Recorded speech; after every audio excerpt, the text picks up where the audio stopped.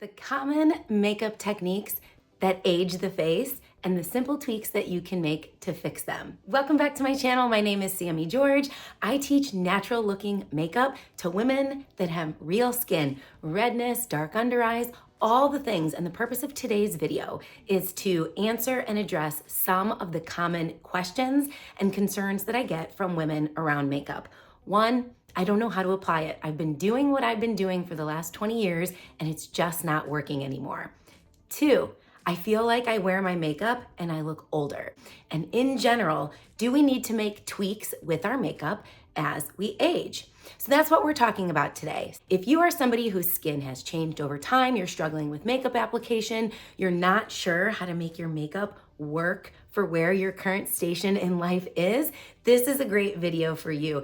And I know it's a little hard to look with one half of makeup here, which is the common techniques that age us over time. And then over here, we are gonna talk about the simple tweaks that you can make to fix those, to meet whatever your makeup goals might be. Be sure to like and subscribe so you don't miss a thing. And as always, thanks for being here. Okay, you guys, I missed you last week. I had no voice, so we are just coming off of laryngitis, but I just wanted to make sure that I got this video filmed for you because the common questions that I get are, how do I make my makeup work for my goals? Which for most women that I work with, it's to remove the distractions that are bothersome to them, whether that's rosacea, melasma, dark under eyes, hormonal acne. I want my skin to look like me. I want my face to look like me. I don't want to wear a heavy mask of makeup. I don't want it to take forever. Sami, tell me, what do I do? So let's jump right in. On this side of my face, I did the things that I had always done in my 20s and early 30s before I had kids. Because for me, it's when I had kids that really things changed.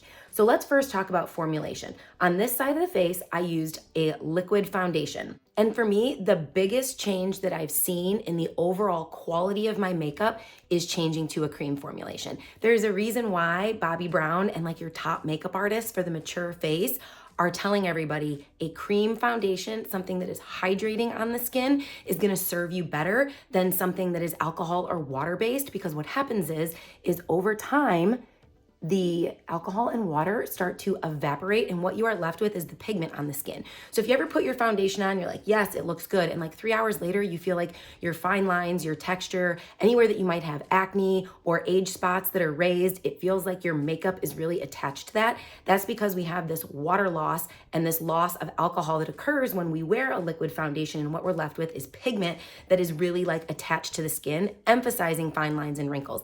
It's the reason why your makeup will start cracking under the eye as the day goes on, because all you're left with is pigment. So as we start to move, because we are mobile people, as we start to move, that makeup has nowhere to go, so it cracks and then it settles into your fine lines and wrinkles. So what I've learned and why I love Saint is because it's a cream formulation. Cream sits on the skin, it's hydrating, it's not water or alcohol based, so throughout the day your skin stays moisturized as opposed to having that loss of water where then your skin looks drier as the day goes on. And here's how I like to do the foundation aspect of my makeup. Saint is a little bit different. Saint uses a couple of different colors on your face to make up your foundation. And here's why. As we age, our skin is not one color. You'll see I have this redness here, dark under eyes here. I have hormonal acne. I have redness on my chin. So when you hear artists talk about color correcting, what they're talking about is matching the darkest points of your face with the smallest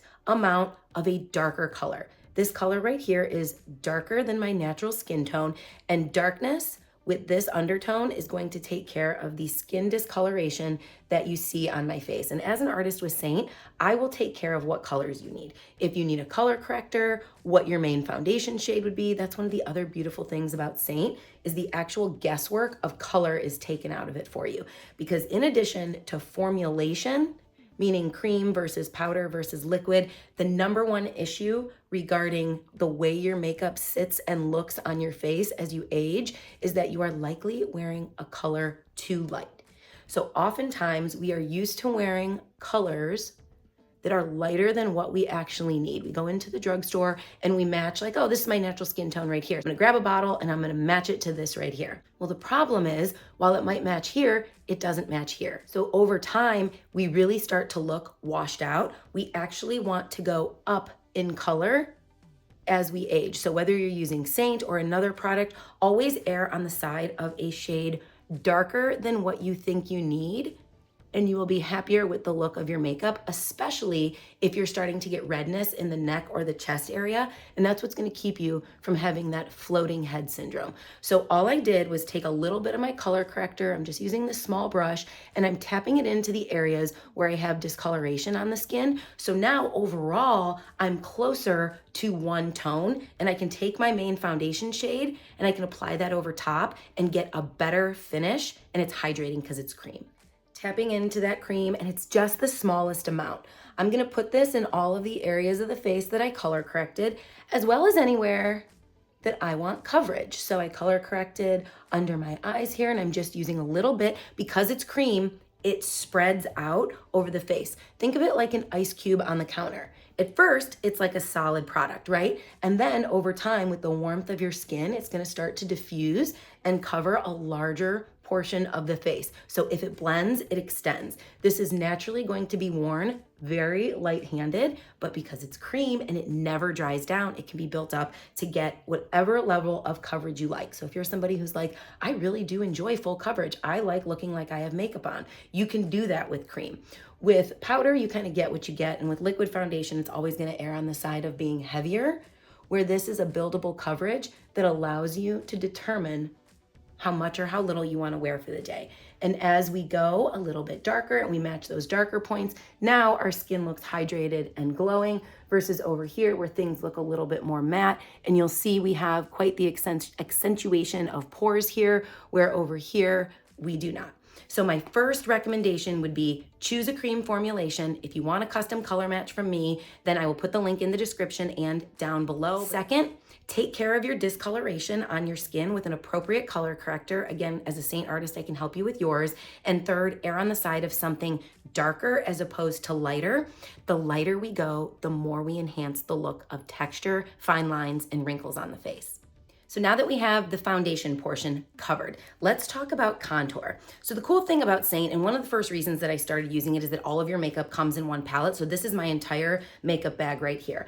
On this side of my face, I did what commonly people do, and I hollowed out this area, and I took my contour and I just brushed it back and forth right in here. You'll see it's a little bit extreme right now because I already had some on there, but you'll see it comes down into this hollow here.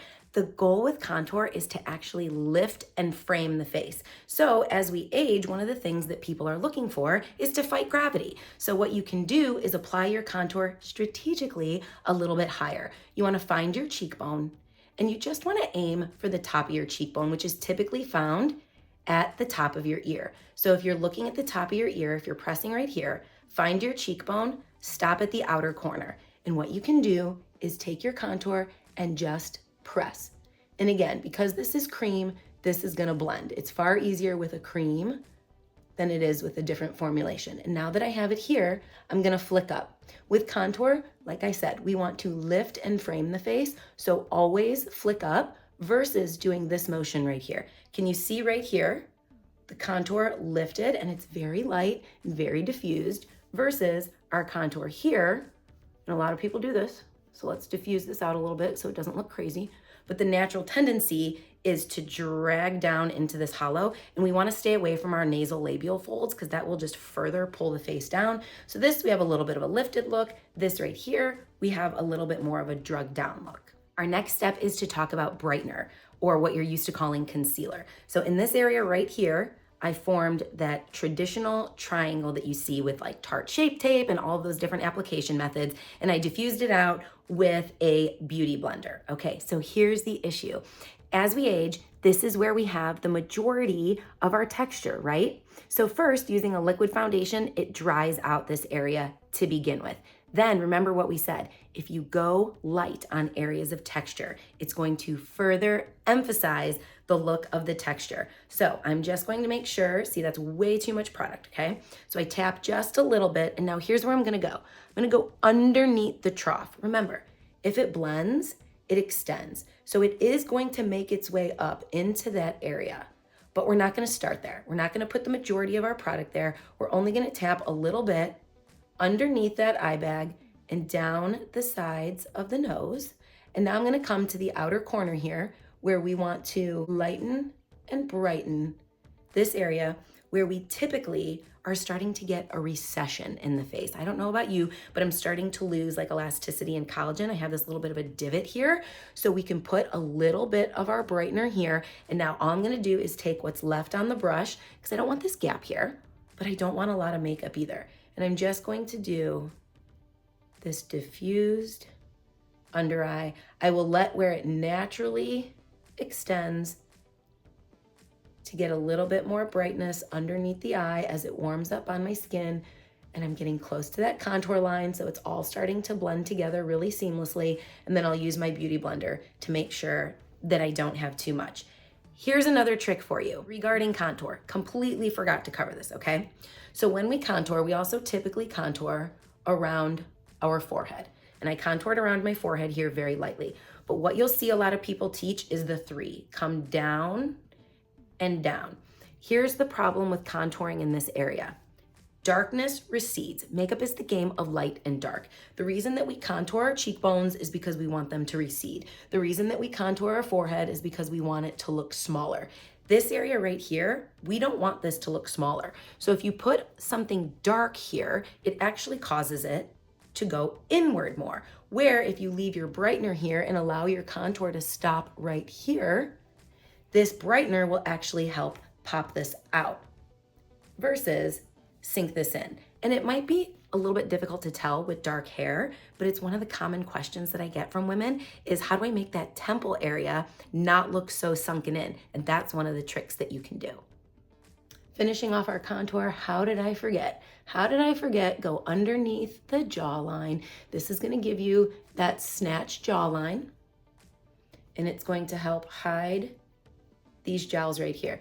This is the same over here, but when we put something dark there and pull it down, it's very light-handed, nothing super crazy, but it just helps give that illusion of a more slim jawline. You just don't see this extra skin bag that I have here. So you would want to contour right in this area, hug underneath the jawline, and then you drag it down the chin so that you don't have any harsh lines. I got out of order for you. I should have done all the contour at one time, but I got excited about our brightener. Okay, so after we brighten the under eye, we also want to put a little bit in the T-zone. Remember, if makeup is the game of light and dark, where do we want to draw people's attention? Ideally to the center of the face. So just a little bit down the center of the nose and in this area where your T-zone is, a little here and a little here. And then we are going to use our beauty blender just to make sure that everything is diffused out really nicely.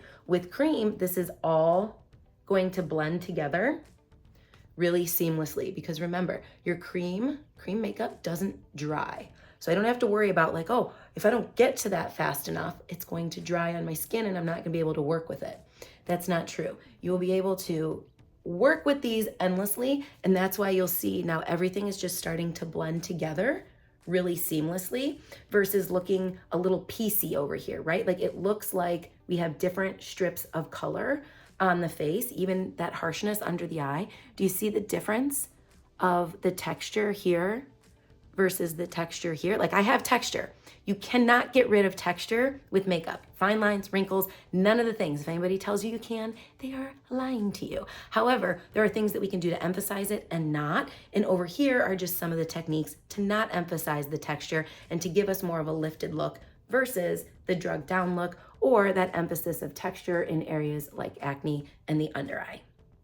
Let's talk blush, placement and color, okay? So as we age, our skin starts to look a little bit dull. Naturally, women tell me I want something kind of muted, I want something mauvey, I want something nude. And while those colors are beautiful, I do recommend try something that has a little bit of a pop of color to it, just to add a little bit more life into the skin. So I'm gonna choose something right here. It's actually very neutral. It has a little bit of a brick undertone, a little bit of a pink base to it. But here's the key to application on a mature face. So right here, what I did is I smiled and I went onto the apples of the cheek. The problem is that when I stop smiling, it goes below my nasal line and that's what makes my face look drugged down. It also gets really close to these nasolabial folds, and nobody wants their makeup in their nasolabial folds, right? So instead, try this. Smile and hit the outside, instead of the apple of the cheek, the outside apple of the cheek. It's about 2 fingers. You can press on and go up your contour line and build this up to whatever color you want. Now we're starting to meld our contour line into our blush line. We still can see that pop of color from the front. It's nowhere near here. And when we put our face normal, it stays up in this region right here. So just those little tweaks will give you this lift versus kind of what you see here. Oftentimes I have women say, like, I feel like I have like that cheek of the rag doll. And that's just from the tendency of putting it on the apple of your cheek and never blending it up, but just getting a little bit too low. And I like a little bit more blush than that. So I'm gonna go, again, the outside apple of the cheek, build that color up. Another great thing about cream, buildable, right? When you put that powder on, you have to really work to blend it. With buildable cream and it never drying down, I can blend it and I can build it to the color of my choosing without having to worry that it's not going to be easy to blend. Because I think oftentimes that's why people are afraid of color when it comes to blush, is they think if they put too much on, right? Because wherever you touch the face first is where the majority of your product goes. So if you have a powder and you touch it right here and you're unable to blend it, now you have this line and it's really bright and it doesn't look natural, where right here we can blend and we go up the contour line versus just here. Are you guys starting to be able to see the difference? Before I move on, I have a question for you, and please answer in the comments below. Would you like to join me for a weekly live over here on YouTube where we can do our makeup together, we can talk all things Saint, mature face, all the things? Let me know. If you're somebody who loves to watch and join live tutorials, give me a yes lives in the comments so I know. 2 things left to cover in this video, bronzer and lips. And if you're like, I don't do bronzer, trust me when I tell you, cream bronzer is not powder bronzer. Whether it's Saint cream or other, creams are so blendable and buildable. So you can add warmth to the places of your face where the sun would naturally give you a suntan. And now you can have more of the youthful, glowing, hydrated look versus over here. Again, as we age and we start to have more of a gray undertone, or we just lose that general warm pigmentation in the skin, bronzer is going to do an amazing job of just bringing in a little bit of glow to the skin, which overall just gives you more of an evened out skin tone. And here's the thing, when you have warmth in the skin, your distractions are less noticeable. Trust me when I tell you, get yourself a cream bronzer and try it. Be light-handed, build up, you'll be happy with the result. Now, here's another thing that I wanted to show you. I'm probably not the greatest right now to show this because I just got back from vacation. So overall, I'm a little bit more tan than normal. But typically, people's face and their chest is darker than their neck because your chin goes over your neck and you get less sun there in general. If your face and your chest are darker and you want to bring your neck to matching everything so you don't have what's called floating head syndrome, so your head doesn't look like a bobblehead toy, you can put a little bit of bronzer down the neck and really pull all of this warmth together. So that's the other great thing about a bronzer. And it's the same concept as a powder blush. If you're worried about the blend of a powder bronzer, just try a cream bronzer. My last tip is about lips, okay? So on this side, I took my lip liner and I followed my natural lip line all the way out and all the way down. Now what you'll notice is as we age, our lips naturally start to turn down. They're gonna start to go this way. So what you wanna do, instead of following directly on top of the lip line and following the lip line all the way to the outer corner, go on the outer portion. I can't talk and do this. And when you get to about here, stop and pull it in. So instead of going on the lip line, I'm going slightly under. First of all, it's going to give the illusion of a larger lip, but it's also going to look more pouty, if you will, because instead of drawing the lips out here, we're going to taper off the sides and bring it more to a circle on the edge. I gotta get in a little bit closer and use a mirror. But you'll see here, we're on the perimeter. Here, going slightly above, stopping here. Now bring it in. I'm avoiding the corner. And I'm gonna use my lip liner to shadow in right here.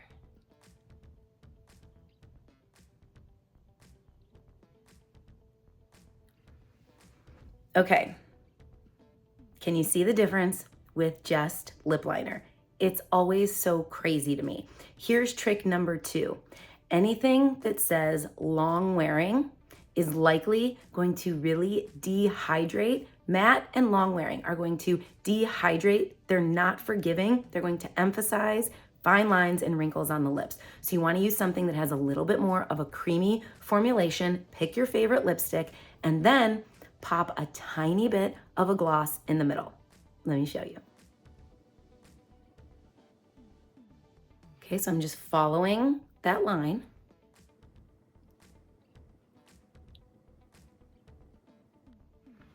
Now we have a larger looking lip already, and you want to add something that has a gloss to it, something probably either like clear or with a little bit of a lighter pigmentation, right to the middle. I'm gonna put a little bit here,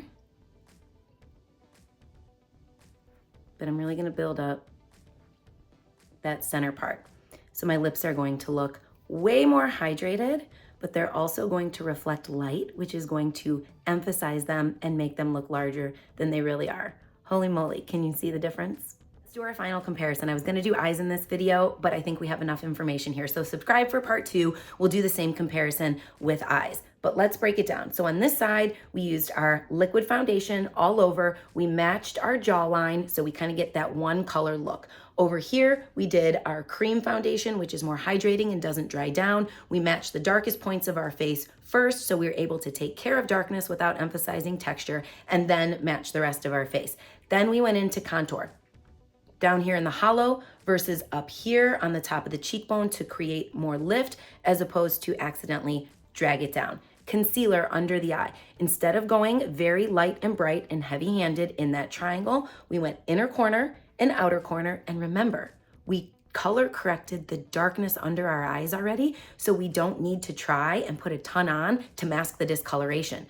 Dark color corrector on darkness is what gets rid of discoloration, not light and bright colors on darkness. It would be like painting a white wall, painting white over a dark wall. It takes a whole lot for that not to come through, and then all the texture of that wall shows through, right? That's the difference between here and here. So we went inner corner underneath the eye bag, down the nose, outer corner to make sure that we pop this out right here, as opposed to our contour, which is gonna cause more of a recession here. Remember, we wanna pop this divot out, and then on both sides, we used our beauty blender just to diffuse the area, but you'll notice the increase in texture here versus here and how much this reflects the light. We then lightened the center of our face so that if we are creating darkness on the perimeter, we are creating light in the center so that when people look at you, they're drawn to the center of your face. Then we moved on to blush. Instead of doing just the apples of the cheeks, which then ends up being below your nose and close to your labial fold and not connected, like it's very one-dimensional. Instead, we went 2 fingers outside, smile and go to the outside apple of the cheek, and then we attach that right up the contour line. Then we added some bronzer for warmth on the high points of the face where the sun would naturally give us a tan, and down the neck so that everything pulls together.